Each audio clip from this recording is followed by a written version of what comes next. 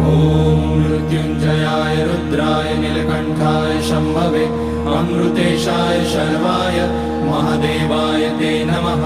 नमस्तेऽस्तु भगवन् विश्वेश्वराय महादेवाय त्र्यम्बकाय त्रिपुरान्तकाय त्रिकाग्निकालाय कालाग्निरुद्राय नीलकण्ठाय मृत्युञ्जयाय सर्वेश्वराय सदाशिवाय श्रीमान् महादेवाय नमः।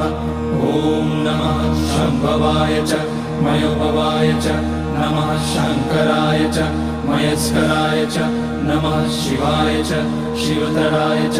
ॐ त्र्यम्बकं यजामहे सुगन्धिं पुष्टिवर्धनम् उर्वारुकमिव बन्धनान् मृत्योर्मुक्ष्यमामृतात्। नागेन्द्रहाराय त्रिलोचनाय भस्माङ्गराय महेश्वराय नित्याय शुद्धाय दिगम्बराय तस्मै नकाराय